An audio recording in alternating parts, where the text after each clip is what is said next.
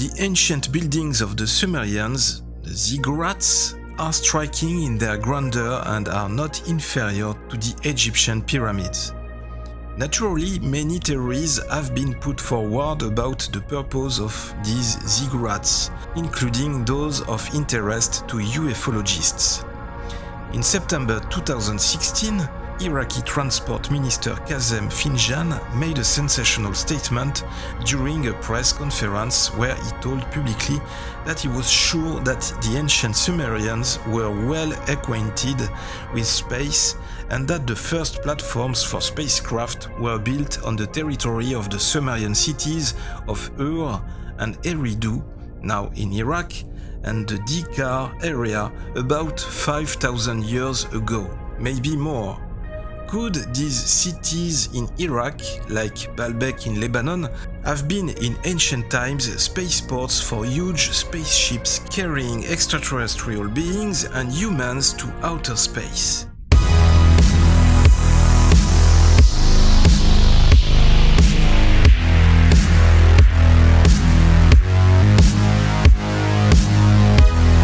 Section 51. Hi everyone, what's up guys, DOZgeek here with Section 51. Big thanks again for your support to the channel and welcome to the new subscribers. Before starting, let's like and share this new video right now to keep supporting our work and to help us making more videos. Watch this video until the end and then leave me your reaction in the comments section. I hope you're well and that you're ready. Let's start right now. In September 2016, Iraqi Transport Minister Kazem Finjan made a sensational statement during his business trip to Dhi Qar in Iraq while he was speaking at a news conference about Sumerians. Sumer is the earliest known civilization in the historical region of southern Mesopotamia, now southern Iraq, emerging during the Chalcolithic and early Bronze Ages between the 6th and the 5th millennium before Christ. It is also one of the first civilizations in the world, along with others like ancient Egypt, the Caral Soupe civilization in South America, the Indus Valley civilization, the Minoan civilization, and ancient China.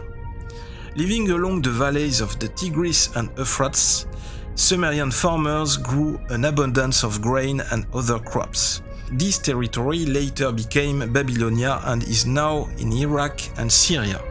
The origin of the Sumerians is not known, but the people of Sumer referred to themselves as black-headed ones or black-headed people. Most historians have suggested that Sumer was first permanently settled between circa 5500 and 4000 BC by a West Asian people who spoke the Sumerian language. So Iraqi Minister Finjan is sure that the ancient Sumerians were well acquainted with space and that the first platforms for spacecraft were built on the territory of the Sumerian cities of Ur and Eridu about 5,000 years ago or maybe more. According to him, the Sumerians had their own spaceport and actively traveled in outer space, including flying out of the solar system. The ancient buildings of the Sumerians, the Ziggurats, are striking in their grandeur and are not inferior to the Egyptian pyramids. Naturally, many theories have been put forward about the purpose of these Ziggurats, including those of interest to ufologists. However, no one expected the country's official to make such a statement. The Sumerians believed in many gods. They prayed to Anu, the supreme god or god of the sky, Enki, the god of water, knowledge, mischief, crafts and creation, Enlil, the lord of the wind, Inanna, the queen of heaven, Utu, the sun god, and Sin, the moon god. They invented many technologies, including the wheel, cuneiform writing, arithmetic, geometry, irrigation, saws, and other tools, as well as sandals, chariots, harpoons, and beer. And it is firmly believed by Iraqi authorities that Sumerians were also well acquainted with space and that the first platforms for spacecraft were built on the territory of their cities of Ur and Eridu about at least 5,000 years ago. Finjan said that if someone does not believe him, then they can read the book of Zecharia Sitchin or the works of Samuel Kramer. Although his work is still considered controversial by skeptics, Sitchin is a very famous author in ufology, and Kramer is considered one of the best Sumerian specialists in the 20th century, who studied Sumerian myth about the creation of the world in the most detailed way. Some other researchers in the field of alternative history and forbidden archaeology also believe that the ruins of the Sumerian Ziggurats are something like the ancient space landing sites of Sumer. This includes the best preserved ziggurat of Ur, excavated in the 1930s, just as Kramer was actively exploring ancient Mesopotamia. The architecture of ziggurats has long amazed historians and archaeologists. It is indeed something very impressive and majestic. And who knows how they looked in their full form. In addition, it is possible for a reason that the ziggurats had flat platforms on top. And it was on these platforms that small alien ships could land. All this can be considered just tales of fans of green men, but it is difficult to deny the fact that the ancient Sumerians really knew too much about space for ordinary farmers and pastoralists. Several years after Finjan's speech, Professor Kamal Aziz Ketuli published the following. While visiting the Iraqi museum in Baghdad, in the Sumerian wing, he noticed 3 Sumerian clay tablets with cuneiform and drawings dating from about 3000 BC. According to him, on one of the tablets, he found drawings very similar to the heliocentric image of the solar system. That is, the Sumerians may not have flown anywhere, but they perfectly understood how our galaxy works. That in those days, without telescopes, was very unexpected knowledge. In addition, it is known that at about the same time, that is from 3000 BC, the Mesopotamians used an advanced calendar with months and years, which indicates that they already knew very well the movements of the Earth and the Moon.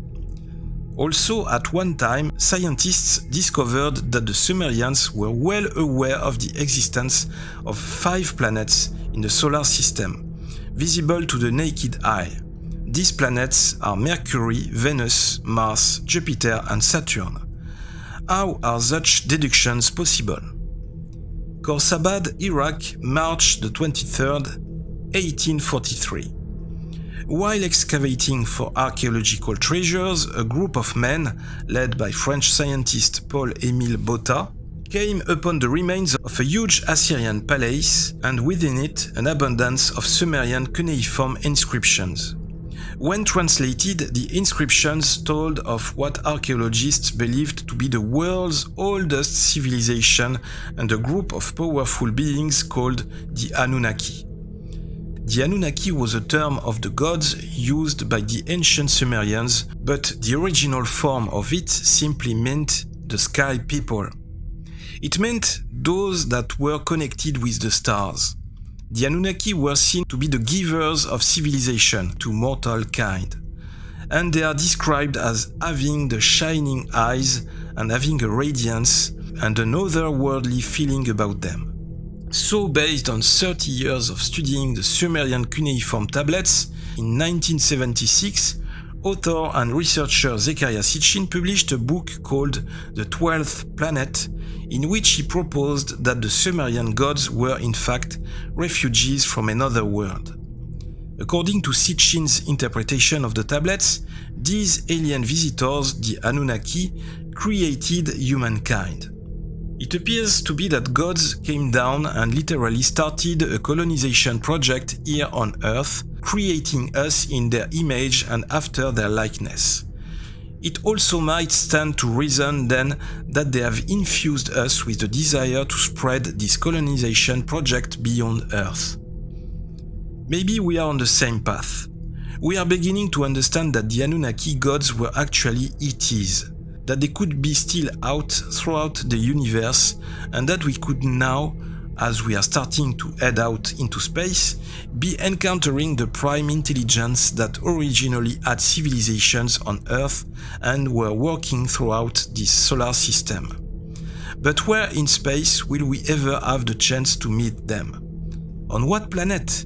In what dimension? These statements echo the mystery surrounding Baalbek in eastern Lebanon, where the human settlement goes back perhaps 9,000 years. When Alexander the Great conquered the Persian Empire in 334 BC, when Baalbek was named Heliopolis. Then, just before the birth of Christ, the Roman Empire took over the city during the reign of Augustus. Interestingly, the Romans created at Baalbek some of the largest religious temples in the Roman Empire. Perhaps the most impressive of them is the Temple of Bacchus. Some of the megaliths used to make these spectacular works of architecture weigh 100 tons. Experts such as Roger Hopkins, Mark Lerner and Vince Lee have tried to ascertain how the various massive stone blocks at Baalbek were moved into place. For many years, they have tried to move megaliths using ancient building techniques, but the results have been only minimally successful. If we consider the technology that would have been required to lift the large stone blocks used to build the earliest part of Baalbek, we are faced with a strong riddle because the technology required to lift the massive stones used at Baalbek supposedly did not exist. The base of the temple complex at Baalbek is believed by ancient astronaut theorists to have been used as a landing pad or spaceport for extraterrestrial spacecraft. The assumption being that these ETs built the base for this purpose. As support for this hypothesis, they say that the Epic of Gilgamesh, written about 4,000 years ago by the Sumerians, called Baalbek the landing place of the gods.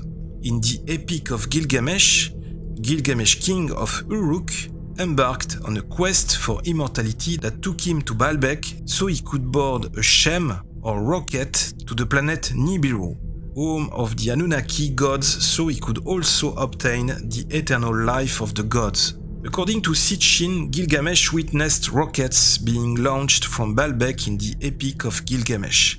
And for this reason, Sitchin argues that Baalbek was actually an Anunnaki alien spaceport. This would explain the use of the massive platform stones and also resolve the question of the source of the technology required to move the giant stones used to build Baalbek. It would be truly incredible if the 1,000-ton stone blocks used to make Baalbek were indeed 9,000 years old.